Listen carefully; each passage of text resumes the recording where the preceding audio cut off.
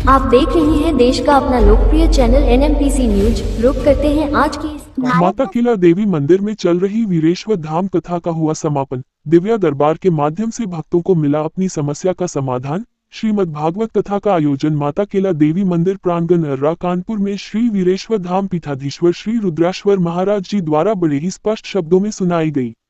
भागवत कथा का आयोजन अर्रा योगेंद्र विहार निवासी सुरेश सिंह तोमर, एडवोकेट अवधेश सिंह तोमर व मंदिर कमेटी के सहयोग से आयोजित कराई गई। आपको बता दें, कानपुर अर्रा में स्थित माता किला देवी मंदिर प्रांगण में 5 फरवरी दिन गुरुवार से 12 फरवरी दिन गुरुवार तक भव्य कथा व भंडारे का आयोजन किया गया। साथ में भक्तों की समस्याओं के निदान हेतु वीरेश्वर धाम के पीठाधीश्वर श्री रुद्रेश्वर महाराज जी द्वारा एक दिव्य दरबार लगाया गया, जहां पर जिन भक्तों की अर्जी स्वीकार हुई उनकी समस्याओं का समाधान भी बताया गया। श्रीमद् भागवत कथा कलश यात्रा 5 फरवरी दिन गुरुवार को निकालकर श्रीमद् भागवत कथा का शुभारंभ किया गया।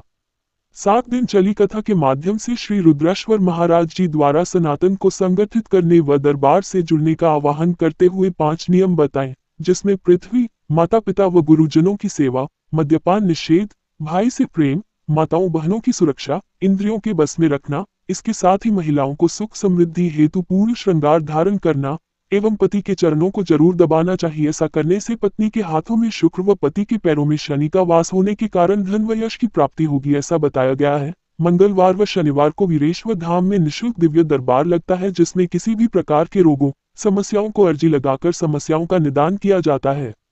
कथा अमृतपन हेतु नेशनल मीडिया प्रेस क्लब परिवार से राष्ट्रीय अध्यक्ष एमडी शर्मा, मंडल अध्यक्ष दिग्विजय सिंह, मंडल अध्यक्ष एडवोकेट अवधेश सिंह तोमर, कार्यकारिणी दी लॉयर्स एसोसिएशन कानपुर, मंडल मीडिया प्रभारी संतोष कुशवाहा, एडवोकेट प्रशांत मिश्रा, खुलासा कानपुर संपादक संजय शर्मा, जिला मंत्री सौरभ वर्मा, जिला मीडिया प्रभारी शैलू शुक्ला सहित पूरी टीम ने पहुंचकर पीठाधीश्वर श्री रुद्रेश्वर महाराज को अंगवस्त्र पट्टिका पहनाकर माल्यार्पण करते हुए स्वागत किया और आशीर्वाद प्राप्त किया। कथा का अमृतपान कर रहे हजारों भक्तों ने रुद्रेश्वर महाराज के मुखारबिंदु से अमृतमयी कथा सुनकर अपना जीवन धन्य बनाया। दिव्या दरबार में जिन भक्तों की अर्जी लगी, उन भक्तों द्वारा बताया गया कि वह इससे पूर्व में कभी महाराज जी से नहीं मिले और ना ही उन्होंने किसी को अपनी समस्या बताई। उन्होंने केवल अपने मन में अपनी समस्या का विचार करके अर्जी लगाई थी और उनकी अर्जी स्वीकार हुई है और उनकी समस्या जो बताई गई है वह बहुत ही सत्य व सटीक है। महाराज जी द्वारा दिव्य दरबार के माध्यम से सनातन संस्कृति को बढ़ावा देने का आह्वान किया गया। 11 फरवरी को श्रीमद् भागवत कथा का आखिरी दिन रहा और 12 फरवरी को मंदिर प्रांगण में बड़े विशाल भंडारे का आयोजन किया गया। भंडारे में हजारों भक्तों ने प्रसाद ग्रहण किया। आइए जानते हैं कुछ खास व आवश्यक जानकारी वीरेश्वर धाम के पीठाधीश्वर श्री रुद्रेश्वर महाराज जी के मुखारविंद से हमारे चैनल के माध्यम से। वहीं पर हनुमान जी महाराज की कृपा से दिव्य दरबार लगता है। हर मंगलवार शनिवार बड़ी दूर दूर से भक्त आते हैं। जो भी व्यक्ति किसी प्रकार का रोगी हो या कोई भी संकट हो या कोई मनोकामनाओं की पूर्ति नहीं हो पा रही है, उसके लिए वीरेश्वर धाम में निःशुल्क दिव्य दरबार लगता है, जिसमें हवन इत्यादि चीज़ें होती हैं, पर्चा बनता है। तो दूर दूर से व्यक्ति आते हैं और आकर के वहाँ पर अपनी अर्जी पेशी करते हैं और राम जी की कृपा से जब उनकी कृपा होती है तो उनकी मनोकामनाओं ये दिन पहले दरबार लगता है कि मंगलवार और शनिवार को 11 बजे से लेकर के शाम 4 बजे तक कानपुर में। और हाँ कानपुर तो बाहर भी आपके नहीं दरबार अपने भी आपके हाँ, तो दरबार बाहर में कई प्रदेशों में दरबार लग चुका है, अपना कथाएं हो चुकी हैं।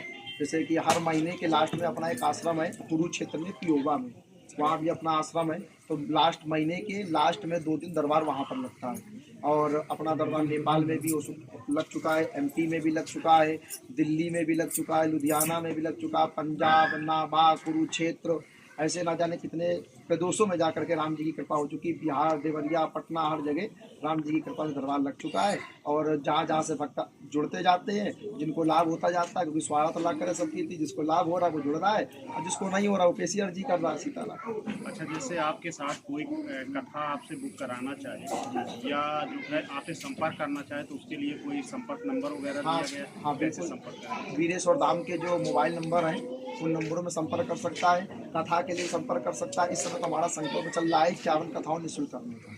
हाँ, तो इसमें व्यक्ति आचार्यों की दक्षिणा और टेंट साउंड की व्यवस्था और बजाने की व्यवस्था करे, हमारा निःशुल्क रहता है। इस समय हमारी 51 कथाओं का निःशुल्क संकल्प चल रहा है, तो जिनको कराना हो, कथा में हनुमत कथा भी होती है, भागवत भी है, दिव्य दरबार भी उस कथा में 3 दिवसीय का दिव्य दरबार भी चलता है। एक नंबर कोई अगर छोड़ेंगे तो ज़्यादा अच्छा रहेगा। हाँ, 6307 आगे क्या पंडित जी 922150 6307 922150 इस नंबर से अगर व्यक्ति संपर्क कर ले तो ये आश्रम का नंबर है, इसमें आ भी सकता है। और इसका अपना आश्रम का एड्रेस है समाधि पुलिया, नवस्था से समाधि पुलिया से सौदकपुर रोड, तुलसियापुर मोड़ से गुड़वा खेड़ा ग्राम में, वहीं पर किसी से बीरेश्वर धाम में पूछ सकता है। यहाँ पे जो 51 कथा का वो चल रहा है महाराज जी, ये कहीं भी लग सकती है कि आपके आश्रम कहीं में? भी लग सकती है कथा, 51 कथाएं ये कहीं भी हो सकती है। खाली टेंट साउंड की और व्यवस्थाएं वो सब करें, बाकी ये पंडित जी लोग भी दक्षिणा की व्यवस्था करें, 7 बजे व्यवस्था करें, हमारा निःशुल्क रहता है। हमें धन से हम दूरी बनाते हैं अपने यहाँ से। अच्छा, सनातियों जो अपने सनातन हिंदू धर्म के लोग हैं उनको आप क्या संदेश देना चाहेंगे? सनातन हिंदू धर्म से लोगों से एक ही प्रार्थना है कि सभी एक होकर के रहे। और सबसे बड़ी बात है कि आजकल अपने देश में 4 गोरी चमड़ी वाले आए थे महाराज, वो 4 से 40 हो गए, हम सोचते रहे हमें क्या करना है। वो 40 से 400 हो गए, हम सोचते रहे हमें क्या करना है। वो 400 से 4000 हो गए और हमको लूट करके चले गए, और हम आज भी यही सोचते रह रहे हमको क्या करना है। उसी प्रकार से वो समय महाराज दूर नहीं, इस समय पुनः मुगल शासन हो जाएगा अगर सनातन एक नहीं हुआ। और अगर मुगल शासन हो गया, क्योंकि हम आप आज भी यही सोच रहे हैं कि हमें क्या करना है। अभी हमारे घर में नहीं है, अभी हमारी बहन बेटियों पर, हमारे भाइयों पर, हमारे हिंदुओं पर अभी हमारे घर में किसी व्यक्ति के ऊपर कोई आरोप नहीं आया है, तो हमें क्या करना है। हम घर में अपना आनंद ले रहे। तो इसलिए महाराज उनसे कहना चाहता हूँ, जिस दिन आपके घर में आ जाएगा तो ये मान लो कोई बचाने भी नहीं आ पाएगा। आप अगर आप अपने भाई के लिए खड़े होगे तो आपका भाई भी आपके लिए खड़ा होगा। अगर हर सनातनी एक दूसरे के ऊपर, एक दूसरे की रक्षा के लिए खड़ा हो जाए, ये मानो सनातन बल इतना बड़ा बल है कि उसको कोई गिरा नहीं सकता। वो खाली इस भारत में ही नहीं, संपूर्ण विश्व में सनातन धर्म का झंडा फहरा सकता है, जिस दिन आज का युवा सनातन को लेकर के खड़ा हो गया हमारा। क्या और आप जो है अपने भक्तों को क्या संदेश देना चाहेंगे हमारे चैनल के माध्यम से? हम आपके चैनल के माध्यम से सभी भक्तों को यही कहना चाहेंगे कि सबसे पहले अपने माता पिता, अपने गुरु की सेवा करो, बड़ों का सम्मान करो। और जो आजकल की हवाएं चल रही हैं, जिस प्रकार से अपनी बहन बेटी का सम्मान करते, उसी प्रकार के सामने वाली बहन बेटी का सम्मान करते हुए, अपनी इंद्रियों को बस में करते हुए, और ये मानो जीवन में सनातन के लिए और संतों की सेवा जरूर करें, क्योंकि संतों की सेवा से जीवन में आप ये माने किसी भी गलत रास्ते पे महाराज नहीं जा सकते। और अगर आपने जिस दिन आपका जो जीवन सत्संग विमुख हो जाएगा, ये माने उस दिन आप रास्ते से भटक करके कालनेमी के समान हो जाएंगे। बढ़ता हुआ देश का राष्ट्रीय संगठन नेशनल मीडिया प्रेस क्लब में सदस्यता पाने का सुनहरा अवसर। वर्तमान में देश के 19 राज्यों में संगठन कार्यरत है। अन्य राज्यों में भी जल्द ही बेहतर कमेटी गठित की जाएगी। देश का कोई भी नैतिक जिम्मेदारी से कार्य कर रहा पत्रकार, अधिवक्ता व समाजसेवी देश के किसी भी राज्य अथवा जनपद से संगठन की सदस्यता ले सकता है। सदस्यता पाने हेतु अपना आधार कार्ड, कार्यरत संस्थान का ID card, passport size photo, सदस्यता स्क्रीनशॉट फॉर्म के साथ संलग्न करके ईमेल आईडी nationalmediapc@gmail.com के माध्यम से अथवा व्हाट्सएप नंबर 94 50 12 25 92 के माध्यम से भेज सकते हैं और संगठन के साथ जुड़कर संगठित रहते हुए देश व समाजहित में निरंतर कार्य कर सकते हैं। तो आइए आज ही भारत के किसी भी राज्य अथवा जनपद से संगठन की सदस्यता लें।